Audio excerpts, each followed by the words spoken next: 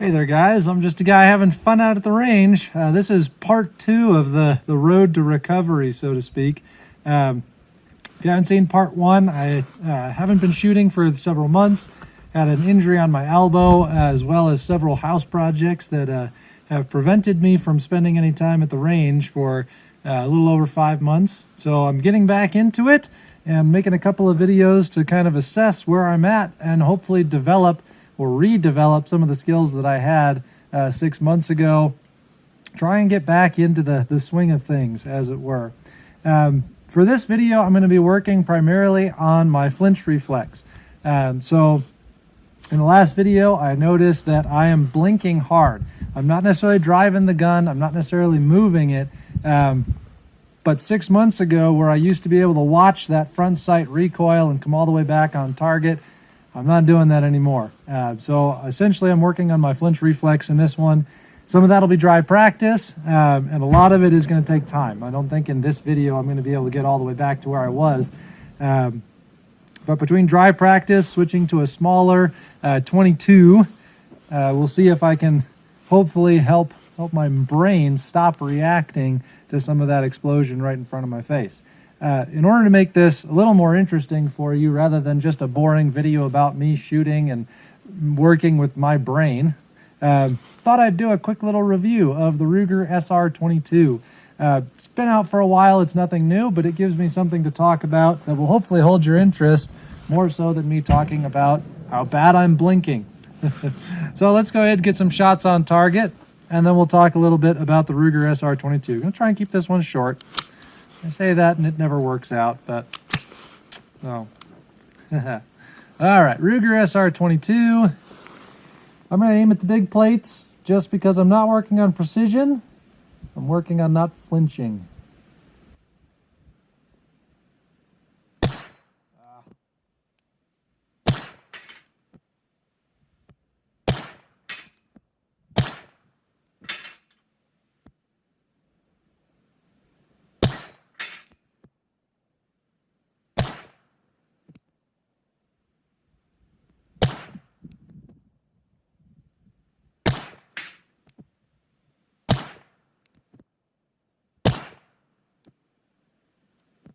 Empty. Okay. Well, I'm getting better, But the SR-22. So Ruger SR-22, it's been out for a while. When it came out, a lot of people call it a P-22, a Walther P-22 clone, and that's fairly accurate. It has very similar ergonomics, very similar look to a Walther P-22, but in my opinion, they are worlds apart. I've never owned a Walther P-22, but my friend who used to shoot with me out here, he's moved since. He had a Walther P-22, and I tell you, that thing was the worst. The connection between the slide and the frame was super loose. It was really ammo picky and unreliable, which back, 15 years ago, that was kind of par for the course for any semi-automatic 22. You couldn't get a reliable semi-automatic 22 unless it was a Ruger Mark II or a Mark III. Those ones were pretty much it. So this came on the scene as a P-22 clone, and I think they did everything right with this one that made it so much better than the Walther P-22. From an interchangeable grip, so that you can have a smaller grip for smaller-handed shooters, larger grip. It's still a little small for me with my big hands, but it is a comfortable grip nonetheless. An ambidextrous set of controls, that's a good plus, especially if you're using this as a first firearm for new shooters. You're not always going to have right-handed shooters, so it does have ambidextrous magazine release as well as the decocker / safety. What else did they do right? An aluminum slide rather than a zinc slide. The P-22 is a zinc slide. I don't know that it really matters, but it's nice to have aluminum rather than zinc. It sounds better at least. And this one is not ammo picky. If you go back and watch my 22 comparison video, I had this, I had a Glock 44 and a Ruger Mark III, and this guy was actually the most reliable of the bunch on that particular day. It kind of hurt the Mark III's feeling a little bit because the Mark III is normally the one that never has a hang-up ever, and I think I didn't clean it well the last time I cleaned it before that video. That's my excuse for why it wasn't working. But the SR-22, 10 round capacity. Very nice little 22. Typically about $300, which you can pick these guys up for. I have both the standard size, which is this one, as well as the 4.5-inch barrel, just a little bit longer. There's really no discernible difference in the performance of them. I like the aesthetics of the longer barrel a little bit more, but this guy is a pretty good little flinching pistol. Go ahead and put a few more shots on target. I don't think I'm going to be able to get this plate down. He's looking a little rough today.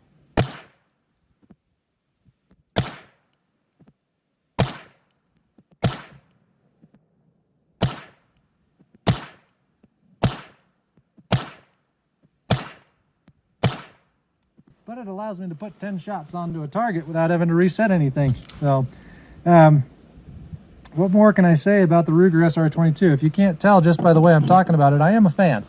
Pretty big fan of the SR-22.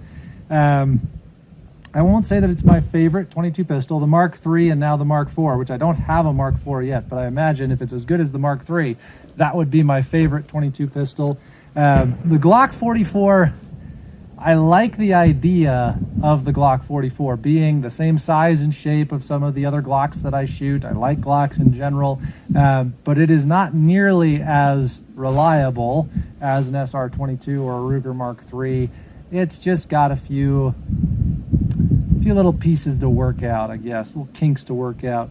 SR-22, still very nice. Adjustable sights.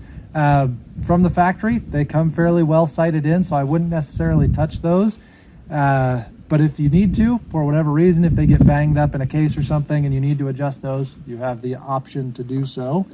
Oh, I will say that this is a flinching pistol as opposed to the Mark III, Mark IV. One of the big disadvantages of the SR-22 over a target 22 pistol like a Mark III or a Mark IV is the fact that the sights are fixed to the slide, but the slide is not necessarily fixed to the barrel. Let me just illustrate that real quick by taking this guy down. It's easy to take apart, it's hard to get back together. The barrel is actually fixed to the frame. And because the barrel is fixed to the frame and the slide is running on those rails, there is the potential for just a little bit of offset between where the barrel is pointing and where the slides are aligned to. And so you're never going to get that super tiny same hole group out past 10 yards with an SR-22 just because of the mechanics of the firearm. Doesn't mean it's bad, that it's inherently inaccurate. It just means that it's not going to be as precise as it could be. The Mark III, Mark IV, because the bolt is internal, that's the best I've ever put that one back together. Sweet. Because the bolt is internal, the barrel and the upper receiver are all one piece, so the sights are fixed to the bore of that barrel. You can't change where the barrel's pointing as opposed to where the sights are pointing.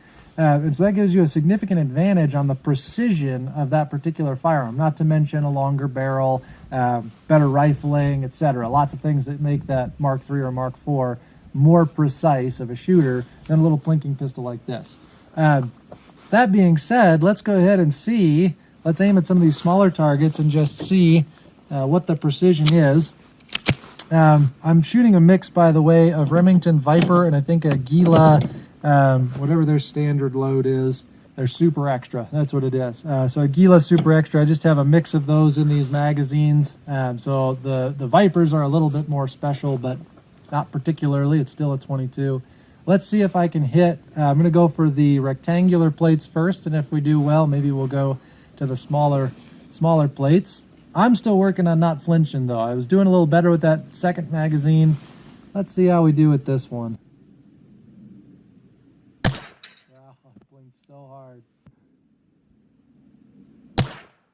Working on that surprise break, trying not to make the gun go off, but to let it go off. High. There it is, still blinking.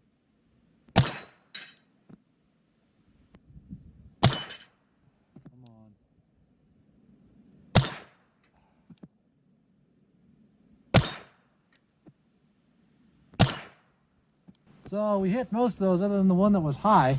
my frustrated comments to myself, my own mutterings, are more because I'm blinking than because I'm not hitting where I want to hit. So as you can see, I mean, I'm sitting past 12 yards. I'm almost at 15 yards here. Well, let's see, 12. Let's not oversell it. I'm 13 and a half yards away. 13 and a half yards away, I think that's a 2-inch wide plate, and I can put a shot on a 2-inch wide plate pretty easily. I'm no 22 plinkster, but I can actually hit some stuff, even with this guy, at a reasonable range as well. So it's not that it's a horribly inaccurate firearm, it just doesn't have the precision of something that's going to have the sights fixed to the barrel. Other semi-automatics like the Glock that use a locked breech design, the barrel is actually locked to the slide. So even though you've got the sights on the slide, the barrel is going to be in the same position every single time. So you're going to get that lock up. It's going to be more precise. Okay, I've rambled a good bit. I said I was going to keep this one short, so literally this is where we're going to stop it. Love the SR-22. I think it's super fun, super reliable. If you're looking for something for a younger shooter, both my 10-year-old and my 8-year-old can handle this one pretty much by themselves without any help. I still am there, obviously, but it is a very handy little firearm for new shooters. And if you're on a budget and you can only shoot 22 for whatever reason, this is a really good option in my opinion. So, okay, I'm going to keep working. I think my flinch reflex is going to need a lot of dry practice in order to actually get myself to stop blinking on those shots. Yeah, it's going to be a long road to recovery, not a short one. But hopefully you enjoyed that. Feel free to check out my other videos. Leave a comment below if you've got a technique that you use to help yourself to stop from flinching or to get more comfortable with an explosion 2.5 feet in front of your face. Love to hear your guys' feedback, and hopefully we'll see you guys in the next video as I continue to try and get back to where I was. See ya.